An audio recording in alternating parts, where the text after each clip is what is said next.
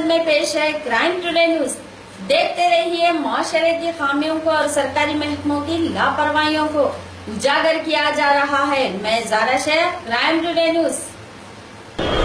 पिछले कई दिनों से एक हमारे हिंदुस्तान में एक बहस का माहौल चल रहा है और कोई ना कोई वजह से तरक्की कहीं ना कहीं रुक चुकी है। नरेंद्र मोदी का एक ऐसा नारा था जिस पर सारे हिंदुस्तान की आवाम ने उन पर भरोसा करके विकास यानी तरक्की के नाम पर उनको भारी अक्सर से कामयाब किया था, लेकिन कोई ना कोई ऐसी बातों की वजह से और हिंदू मुसलमानों के कई ऐसे जो दंगे फसादत के जो ऐसे बातें हो रहे हैं, कोई ना कोई सब्जेक्ट पे, जैसे गाय का गोश्त का किस्सा है, और कहीं ना कहीं ऐसे वजहों से विकास कहीं ना कहीं खो गया है। तो आज आमिर खान ने एक छोटे से स्टेटमेंट पर एक सारे हिंदुस्तान में एक बड़ा सा बवाल मच चुका है। तो इसके ताल्लुक से आज हम खुसूसी इस पे बात करेंगे। हमारे साथ मौजूद है इलियास शमशी साहब, जो नायब सदर तेलंगाना वेलफेयर काउंसिल के हैं। बताइए साहब, यहाँ पर जो अब आमिर खान का जो स्टेटमेंट है जो सारे हिंदुस्तान में जो चल रहा है, इस पे आप किस तरह की नजर रखते हैं?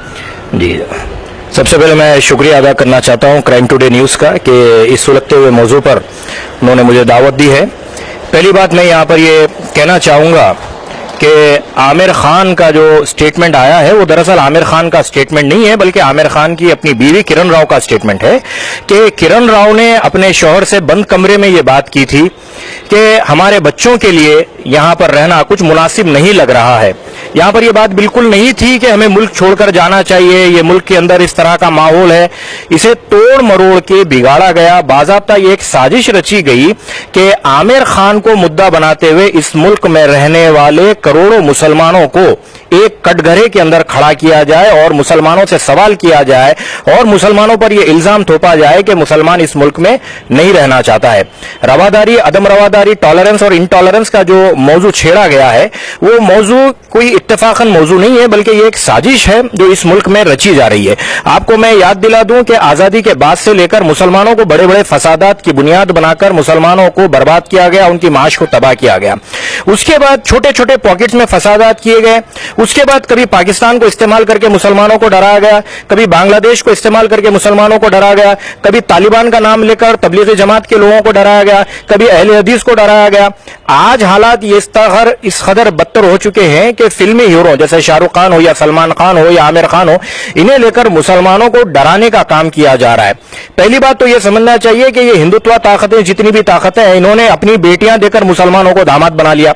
अब दामाद बनाने के बाद इन्हें इस कदर बेचैनी हो रही है कि इनकी बच्ची जो इन्होंने मुसलमानों से शादियां की, अब इनकी तायद में बात नहीं कर रही है। यहां पे ये बात समझना जरूरी है कि ये बयान किरण राव का है, ना कि आमिर खान का। और दूसरा जो अहम मुद्दा है कि आमिर खान ने माफी नहीं मांगी, कि भाई आमिर खान ने जब बात ही नहीं की, वो मौजू आमिर खान का था ही नहीं और ना ही वो आमिर खान के ख्यालात थे, तो आमिर खान क्यों माफी मांगे?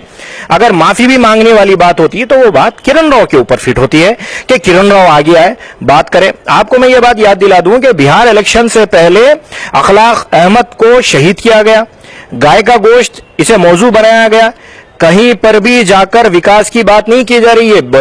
भारतीय जनता पार्टी की जो हुकूमत है, जो ये मुद्दा लेकर आई थी कि सबका साथ सबका विकास, मैं ये पूछना चाहता हूं कि विकास हमारे मोदी साहब का सौतेला बेटा तो नहीं है कि वो आने के लिए तैयार नहीं है? और दूसरी बात कि विकास कहीं परदेश में खो तो नहीं गया कि मोदी साहब बार बार हर कंट्री जा रहे हैं और विकास को ढूंढ रहे कि कहीं विकास नहीं मिल रहा है? कि मोदी गवर्नमेंट आने के बाद फॉरेन इन्वेस्टमेंट की जहां तक बात है वो 45% नीचे गिर चुका है। हिंदुस्तान के हालात बदतरीन है, माशी बहरान की तरफ ये मुल्क आगे बढ़ रहा है। और जहां तक बात इंटॉलरेंस पर मुल्क छोड़ने की है, तो मैं आपको ये बात यहां पर याद दिला दूं कि मोदी साहब तो ऑलरेडी मुल्क छोड़ चुके हैं। 18 महीने की अपनी गवर्नमेंट के अंदर बताइए कि मोदी साहब कितने दिन पार्लियामेंट में बैठे, मोदी साहब पीएमओ ऑफिस के अंदर कितने दिन उनकी अपनी हाजिरी रही। हमने तो प्राइम मिनिस्टर चुन के लाया था, लेकिन मोदी साहब ने तो ये समझा कि फॉरेन पैकेज है। और इंटॉलरेंस के सबूत के तौर पर आमिर खान और किरण राव को बाजू रखिए कि सबसे बड़ा सबूत तो मोदी साहब दे रहे कि वो मुल्क में रह ही नहीं रहे। अगर मोदी साहब अगर मुल्क में रहते हैं तो हम समझे कि हाँ भाई ये मुल्क टॉलरेंट है, रवादारी वाला है, तो खुद वजीर आजम की हरकतों से लग रहा है कि ये मुल्क इंटॉलरेंस की तरफ बढ़ रहा है, अदम रवादारी की तरफ बढ़ रहा है। दूसरा एक अहम बात यह है कि आज भारतीय जनता पार्टी की जो साजिश है वो साजिश ये है कि आम आदमी 80 रुपए किलो प्याज और 80 रुपए किलो टमाटर की तरफ बात ना करें, بلکہ بات کرے تو عامر خان کی کرے, بلکہ بات کرے تو گائے کی کرے, اگر بات کرے تو ایسے موضوعات پر بات کرے جہاں پر ہندو مسلم اختلافات کی بات ہو. کبھی بات کی جاتی ہے کہ مسلمان گائے کا گوشت نہ کھائے, کبھی بات کی جاتی ہے کہ بابری مسجد, کبھی بات کی جاتی ہے کہ مسلمان یہ ملک چھوڑ کر چلے جائیں.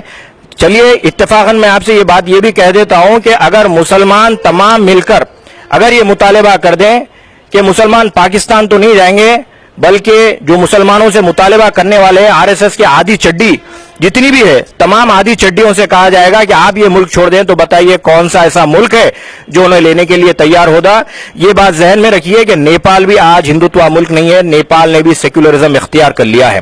لہذا عوام الناس سے میں اس چینل کے ذریعے گزارش کرنا چاہتا ہوں کہ ایسے موضوعات میں ہمارے اپنے پبلک کے, عام آدمی کے انوالومنٹ کی کوئی ضرورت نہیں ہے. یہ لوگ کرپشن جیسے موضوعات پہ سے, کالا دھن واپسی جیسے موضوعات پہ سے جو وعدے تقریباً 80 سے 90 ایسے وعدے ہیں جو کہ بھارتیہ جنتا پارٹی نے کیا تھا اور یہ خواب دکھایا تھا کہ یہ ملک سنہرا ملک بنے گا, ان میں سے کوئی ایک وعدہ پورا نہیں کیا گیا, بلکہ حال ہی میں بینک آف بروڑا کے ذریعے 5000 کروڑ کا کالا دھن دوسرے ملک کو اسی ملک سے واپس جا چکا ہے, بھجایا گیا ہے. کالا دھن واپس آ نہیں رہا ہے بلکہ اس ملک سے تیزی کے ساتھ جا رہا ہے. ان تمام موضوعات سے آپ کی اور ہماری توجہ ہٹانے کے لیے عامر خان کے موضوع کو سلگایا گیا ہے اور باضابطہ اس میں تیل ڈالا جا رہا ہے اور باضابطہ اسے جلایا جا رہا ہے, اسے موضوع بحث بنایا جا رہا ہے. ان تمام چیزوں میں پڑھنے سے عام عوام کا کوئی فائدہ نہیں ہے, بلکہ عام عوام کا کام یہ ہے کہ اپنے لوکل ایم ایل اے, اپنے لوکل ایم پی سے مہنگائی کے موضوع پر بات کریں, کالے دھن کی واپسی کے موضوع پر بات کرے, ان سے ان تمام موضوعات پر بات کرے جن کا انہوں نے وعدہ کیا تھا اور یہ تمام وعدوں سے آج یہ منحرف ہو چکے ہیں. شکریہ. مسلمان کہنے والے ایسے کئی جماعتیں کہاں گئے وہ جو اپنے آپ کو مسلمان کہتے ہیں, جو سارے ہندوستان میں اس چیز سے چل رہی ہیں؟ دیکھیے صاحب, آپ نے بڑا پیارا سوال کیا ہے. میں یہاں پہ یہ بات یاد دلا دوں کہ مسلمانوں کو اس دنیا میں مال کمانے کے لیے اور مال جمانے کے لیے نہیں بھیجا گیا.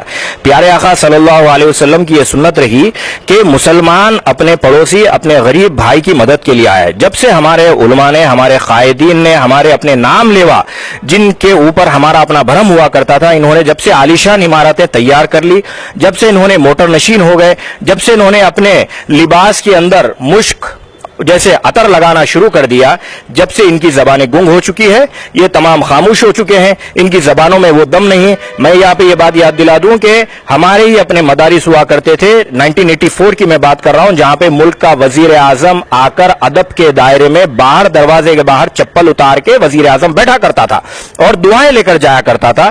ہمارے اپنے علماء کے اندر وہ زبان میں اثر تھا, وہ للہیت تھی, وہ اللہ سے کنیکشن تھا.